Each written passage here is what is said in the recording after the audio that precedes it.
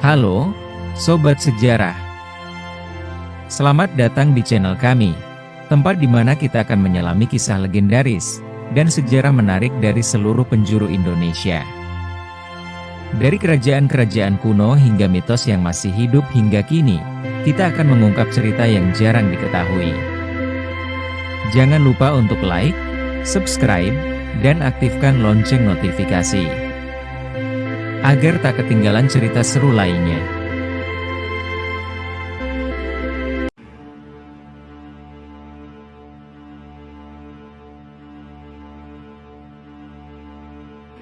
Pada suatu masa, hiduplah seseorang yang bernama Ki Ageng Tingkir. Suatu malam, Ki Ageng Tingkir yang sedang tidur, bermimpi mendengar suara yang menyuruhnya memetik kelapa muda dari pohon di samping rumahnya, dan meminum airnya sampai habis. Paginya, Ki Ageng Tingkir segera menuju ke pohon kelapa di samping rumahnya. Ia heran karena seharusnya pohon itu belum berbuah, namun sudah ada sebutir buah kelapa muda di sana. Ki Ageng Tingkir pun mengambil buah itu dan mengupasnya, kemudian ia letakkan di atas meja. Rencananya, air dari kelapa muda itu akan diminum setelah menggembala kerbau. Ketika Ki Ageng Tingkir sedang menggembala kerbau, kerabatnya yang bernama Ki Ageng Pengging datang ke rumahnya. Saat itu, di rumah Ki Ageng Tingkir hanya ada istrinya, yaitu Nyi Ageng Tingkir.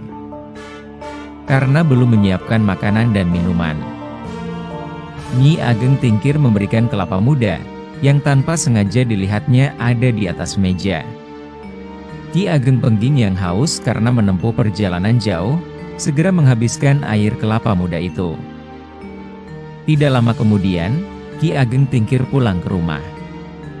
Ki Ageng Pengging mengatakan bahwa ia sudah disuguhi kelapa muda oleh Nyi Ageng Tingkir.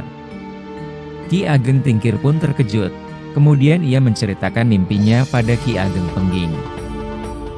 Meski air kelapa muda itu sudah habis diminum, Ki Ageng Tingkir tidak marah, karena Nyi Ageng Tingkir dan Ki Ageng Pengging sama-sama tidak tahu perihal kelapa muda itu dan mimpinya. Ternyata mimpi itu berkaitan dengan keturunan yang menjadi pemimpin di Jawa kelak. Ia berpikir bahwa mungkin sudah menjadi takdir, keturunan Ki Ageng Pengging lah yang kelak akan jadi pemimpin. Beberapa bulan kemudian, istri Ki Ageng Pengging yang sedang mengandung ingin melihat wayang beber. Ki Ageng Pengging pun mengundang dalang wayang beber. Ia juga mengundang Ki Ageng Tingkir dan istrinya untuk ikut menonton. Namun, di tengah pertunjukan, tiba-tiba istri Ki Ageng Pengging merasa sudah akan melahirkan. Akhirnya, Nyi Ageng Pengging melahirkan bayinya dibantu Nyi Ageng Tingkir. Ki Ageng Tingkir menyampaikan kelak anak itu akan menjadi pemimpin. Ki Ageng Pengging pun meminta Ki Ageng Tingkir memberi nama anaknya Mas Karbet. 10 tahun kemudian, Ki Ageng Tingkir meninggal dunia. Tak lama kemudian, Ki Ageng Pengging juga gugur saat melawan pasukan Kesultanan Demak karena dituduh memberontak. Gugurnya Ki Ageng Pengging membuat Nyi Ageng Pengging jatuh sakit. Sehingga anaknya, Mas Karbet, diangkat dan dirawat oleh Nyi Ageng Tingkir. Mas Karbet adalah anak yang cerdas. Sehingga Nyi Ageng Tingkir mengirimnya untuk berguru pada Ki Ageng Sela. Mas Karbet pun belajar berbagai hal dengan cepat, mulai dari pemerintahan hingga bela diri. Ki Ageng Sela menjuluki Mas Karbet dengan nama Joko Tingkir, yang diambil dari nama daerah asalnya, yaitu Tingkir. Suatu hari, Ki Ageng Sela meminta Joko Tingkir untuk mengabdikan diri pada Kesultanan Demak, karena ilmunya sudah cukup. Joko Tingkir pun menurutinya dan mohon doa restu pada ibu angkatnya, Nyi Ageng Tingkir. Nyi Ageng Tingkir merestuinya dan meminta anaknya itu menemui kerabatnya di Demak, yaitu Ki Ganjur. Sesampainya di Demak, Joko Tingkir pun menemui Ki Ganjur. Esoknya, Ki Ganjur mengantarkan Joko Tingkir ke istana dan membantunya agar diterima di sana. Karena Joko Tingkir memiliki ilmu dan keahlian yang tinggi, Tidak lama kemudian, ia diberi jabatan baru oleh Sultan Trenggana sebagai Panglima Prajurit Tamtama. Salah satu tugas Joko Tingkir adalah memilih prajurit Tamtama melalui seleksi. Hingga suatu hari datanglah seorang pemuda bernama Dadung Awuk yang ingin menjadi prajurit. Namun ia tidak mau diseleksi dan justru ingin menantang Joko Tingkir. Joko Tingkir pun menyampaikan secara baik-baik bahwa Dadung Awuk harus mengikuti aturan seperti calon prajurit yang lain. Namun Dadung Awuk justru semakin menantang Joko Tingkir. Setelah berusaha bersabar namun terus ditantang, akhirnya Joko Tingkir marah dan menyanggupi tantangan Dadung Awuk. Sayangnya, dalam pertarungan itu Dadung Awuk tewas terbunuh akibat Joko Tingkir yang terlalu marah. Sultan Trenggana pun murka. Ia memecat dan mengusir Joko Tingkir dari istana. Joko Tingkir pun mengembara ke hutan di Pegunungan Kendeng.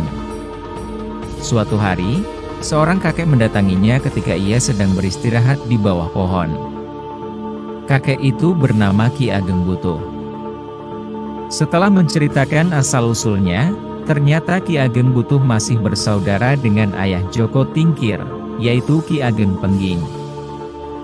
Ki Ageng Butuh membawa Joko Tingkir ke kediamannya dan diperkenalkan dengan Ki Ageng Ngerang yang juga masih bersaudara dengan Ki Ageng Pengging.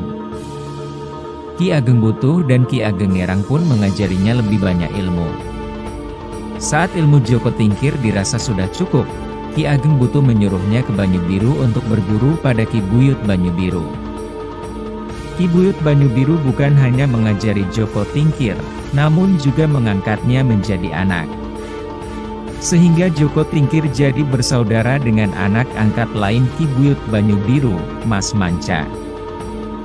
Setelah beberapa bulan, Ki Buyut Banyu Biru meminta Joko Tingkir kembali ke Demak untuk menunjukkan keahliannya pada Sultan Trenggana.